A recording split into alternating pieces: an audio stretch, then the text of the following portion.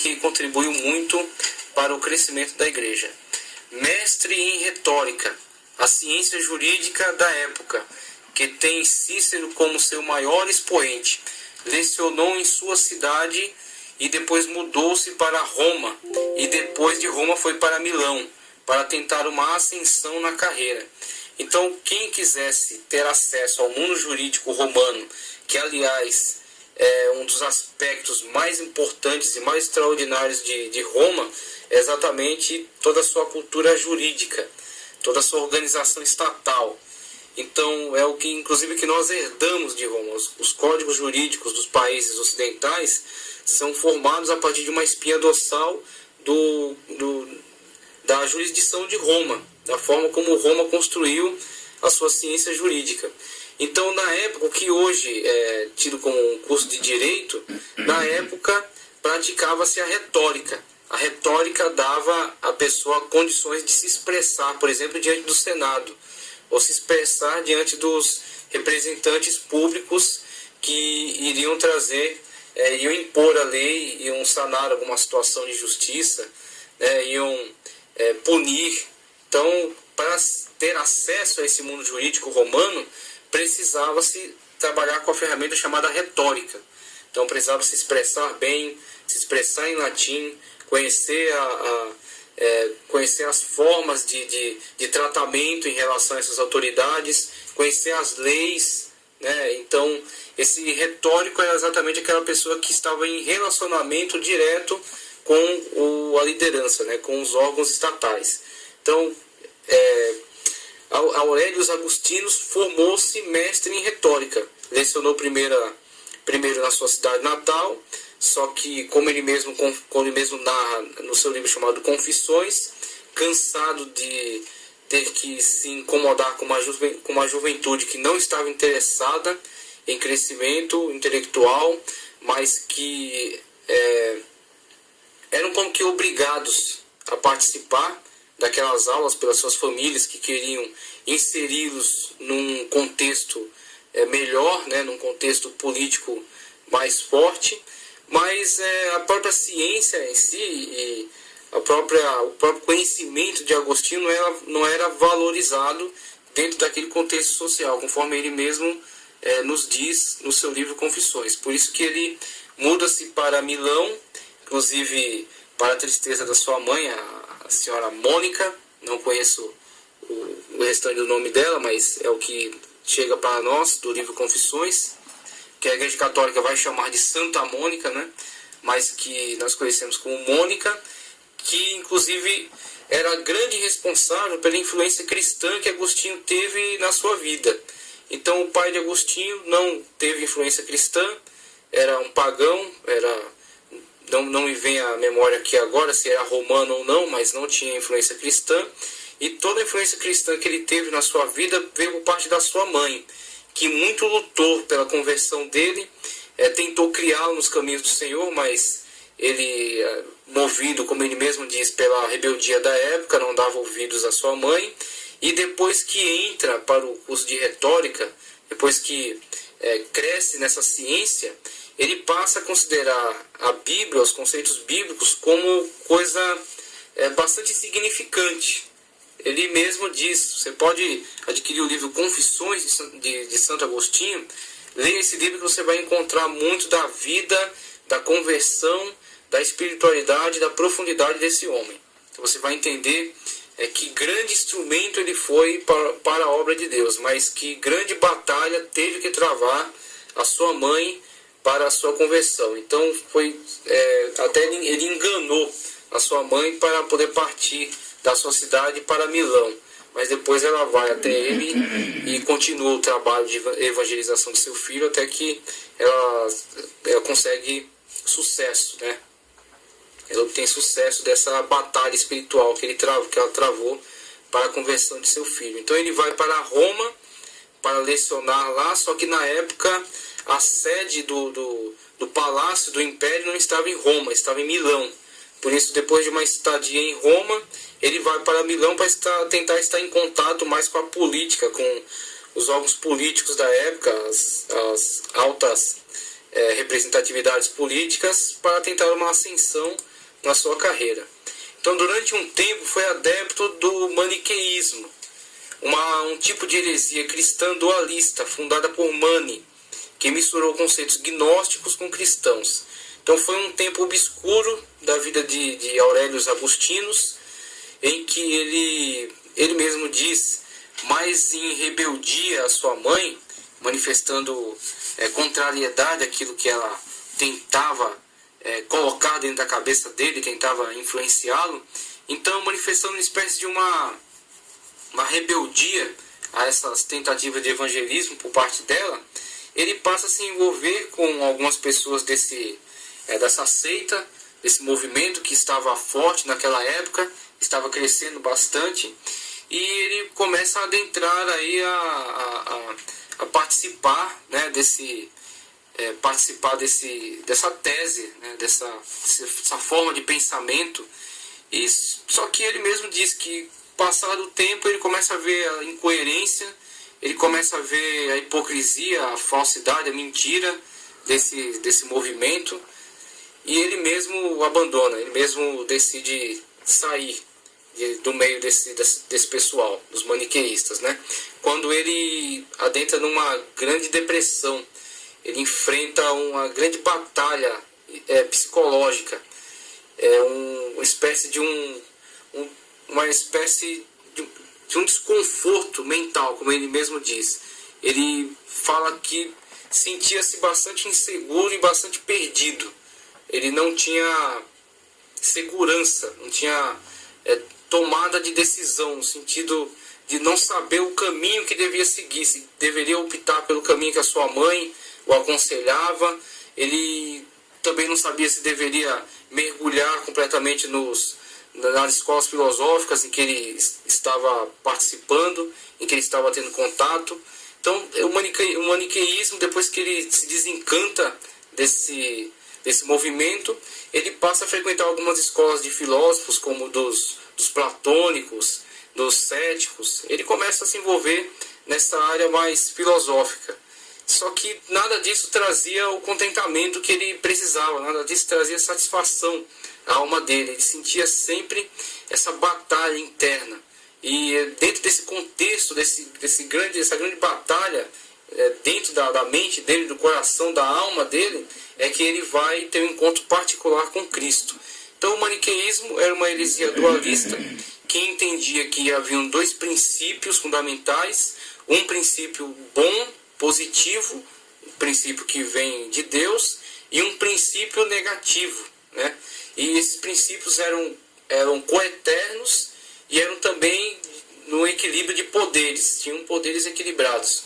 Então, o maniqueísmo trazia uma ideia, por exemplo, de que o Deus do Antigo Testamento era um Deus negativo, era um Deus mau, e que o Deus do Novo Testamento era um Deus bom. Então havia um conflito, uma batalha entre esses dois. E o Deus do Novo Testamento teria que se impor sobre o Deus do Antigo Testamento. Então é uma forma, uma interpretação do contexto bíblico a partir de um pensamento pagão e um pensamento gnóstico. Uma filosofia estranha que está tentando interpretar os textos bíblicos a seu bel prazer, não se submetendo àquilo que a própria Bíblia está falando de si mesma, mas tentando inserir conceitos externos dentro do contexto bíblico. Isso não é coisa que ficou no passado, que ficou somente no maniqueísmo. Existem muitos movimentos hoje que acabam por trazer esse tipo de contexto para dentro do nosso meio, né? Inclusive movimentos que estão de forma bastante arriscada, tentando trazer a ideia para as pessoas de que elas têm algum direito, de que têm algum poder diante de Deus, de forma a impor a Deus alguma coisa, impor a Deus que o abençoe, que o multiplique seus bens, né, multiplique sua riqueza.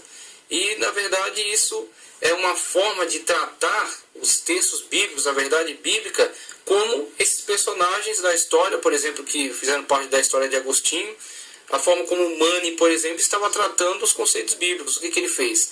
Ele os reinterpretou conforme os seus interesses. É exatamente isso que ele fez na situação da forma como ele interpretou os textos bíblicos, o Antigo Testamento e o Novo Testamento. Ele entendeu que haviam dois personagens distintos ali e que estavam em conflito. E o conflito entre eles teria que resultar na vitória do personagem do Novo Testamento, Cristo, sobre o personagem do Antigo Testamento, Jeová.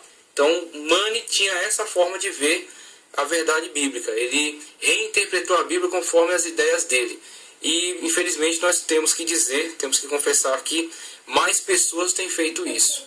Têm fundado movimentos que parecem ser movimentos cristãos, parecem ser movimentos teológicos sadios, mas que, na verdade, quando confrontados com a integridade do texto bíblico, quando confrontados com contextos bíblicos mais amplos, acabam caindo por terra.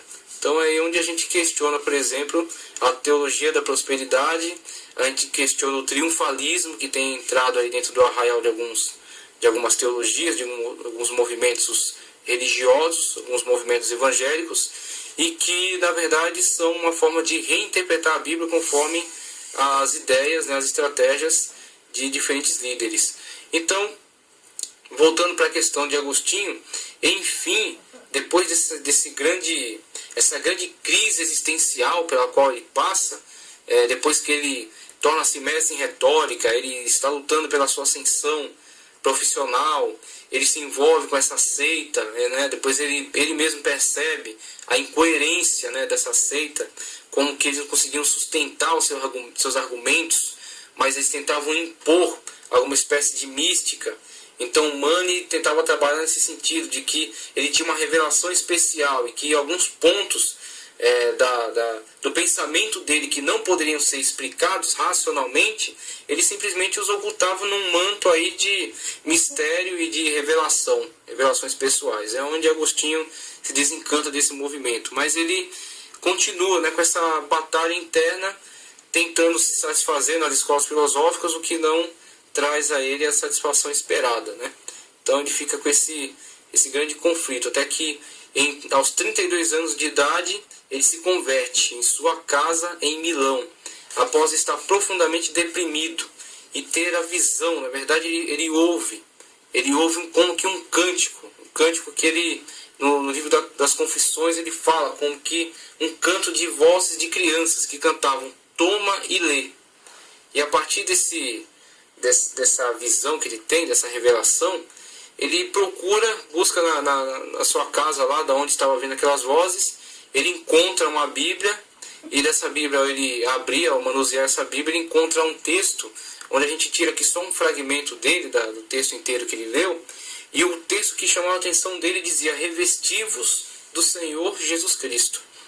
Então, a partir desse texto, desse encontro pessoal que ele tem com Cristo, né, ele passa a compreender a verdade que a sua mãe já havia compreendido, já estava em contato com ela, estava tentando transferir para ele, passar para ele, mas ele não aceitava, ele se mostrava rebelde, se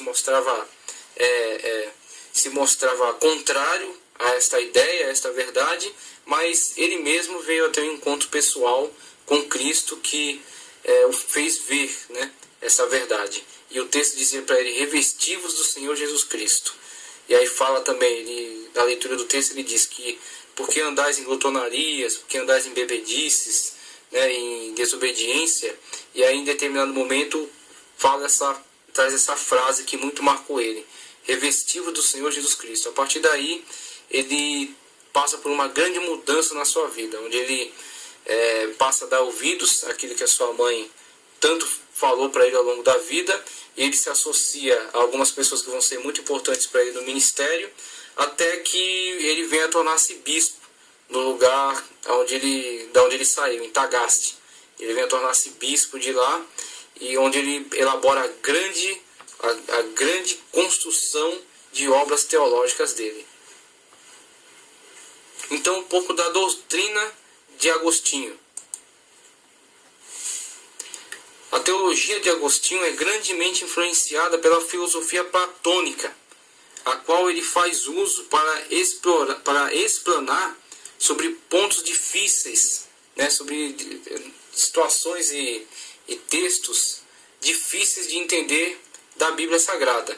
Então tem duas situações importantes aí. A primeira, a formação dele.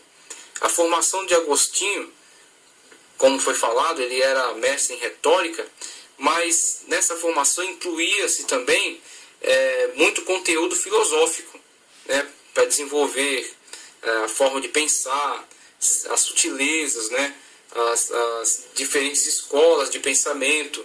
Então ele tinha que dominar esse conteúdo, ele tinha que ter conhecimento vasto, conhecimento amplo disso. E como a gente mesmo já disse, depois dele se relacionar com esses movimentos heréticos, com o maniqueísmo, depois disso ele frequenta algumas escolas de filósofos.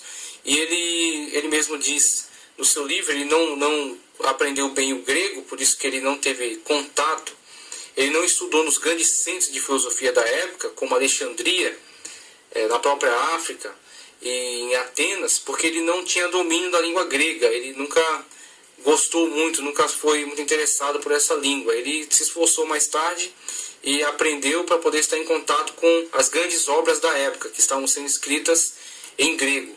Mas aquilo que havia traduzido em latim, ele conhecia, ele lia, ele tinha contato. Então, muito da teologia de Platão ele absorve.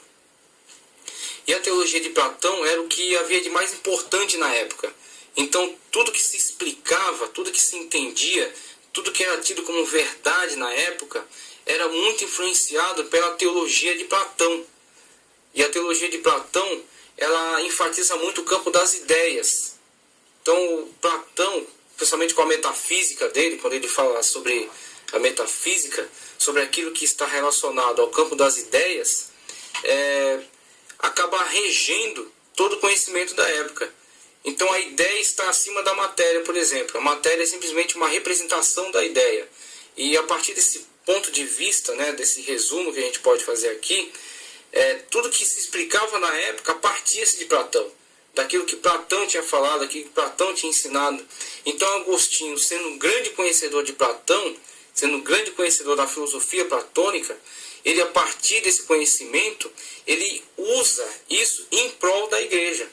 Ele usa isso em prol da teologia. Então ele começa a observar pontos interessantes da teologia platônica, pontos úteis, que podem ser aplicados dentro da teologia cristã, que podem explicar pontos difíceis da Bíblia e principalmente podem defender, podem fazer a apologética de alguns pontos referenciais da Bíblia que estavam sendo questionados pelos céticos da época, pelos ateus da época, pelos pagãos da época, que entendiam que o cristianismo, entendiam que a Bíblia, as palavras de Cristo, as palavras dos apóstolos, eram simplesmente contos da carochinha, eram simplesmente ideias de pessoas que não tinham condições de ensinar, pessoas que eram ignorantes, que não tinham condições de influenciar pessoas de alto nível, né, pessoas de alta ciência, que simplesmente serviam para enganar pessoas pobres e humildes e desprovidas de conhecimento. Então, quando Deus chama Agostinho, a gente pode ver, por exemplo, uma comparação quando Deus chama Paulo, quando Cristo faz um chamado específico para o apóstolo Paulo. Quem era Paulo, né? Paulo, conhecedor do Antigo Testamento, Paulo, um fariseu, Paulo, um conhecedor do mundo romano, uma pessoa que tinha uma formação muito boa, pessoa que tinha uma formação linguística também muito boa, e que contribuiu, a partir disso que ele conhecia, para fortalecer o seu argumento bíblico. Então, não que esta ciência venha a ser a principal estratégia, venha a ser o principal elemento dentro da teologia de Agostinho, mas da mesma forma que aconteceu com Paulo, foi um instrumento, foi uma ferramenta, foi uma tática que pode ser usada por parte de Cristo, por meio do seu apóstolo, que através desse apóstolo pode levar o evangelho muito mais longe, pode levar esse evangelho, tirar esse evangelho do arraial ali de Judá, de Israel, de Samaria, onde ficaram os apóstolos durante muito tempo, depois se espalharam também, levaram a missão para outros lugares, mas ficaram por muito tempo retidos ali, E através desse grande instrumento chamado o apóstolo Paulo, essas barreiras foram quebradas, né? Esses tabus foram rompidos. Esse tabu judaico foi rompido. Paulo ultrapassou a fronteira, levou o evangelho para os gentios. E quando questionado, soube defender com muita veemência seus pontos de vista. Tanto que o apóstolo Pedro fala que Paulo escrevia, né, tinha uma construção de ideias difíceis de entender em alguns pontos e que eram usadas pelos ímpios, né, de forma astuta para tentar desprivilegiar os seus pontos de vista, para tentar criar heresias ou pelo menos desmerecer, né, diminuir a sua importância. Então Pedro mesmo confessa isso, que esses aspectos mais profundos de Paulo muitas das vezes tentavam usar isso contra ele. Agora, fazendo uma comparação com o apóstolo Paulo, nós temos aqui Agostinho. É alguém que a mãe dele lutou pela vida, pela salvação dele por muito tempo. Ele se mostrou rebelde durante muito tempo, andou por caminhos errados, né, tentou buscar satisfação dentro da ascensão profissional, mas que em determinado momento teve um encontro verdadeiro com Cristo, e quando ele é chamado para dentro do Evangelho, o que ele traz? Ele traz toda essa grande formação que ele tinha, essa formação retórico, né? Esse conhecimento lógico que ele tinha, essa concatenação de ideias de forma muito clara, muito lógica, muito bem definida, e traz esse conhecimento do platonismo, que era a grande ciência da época.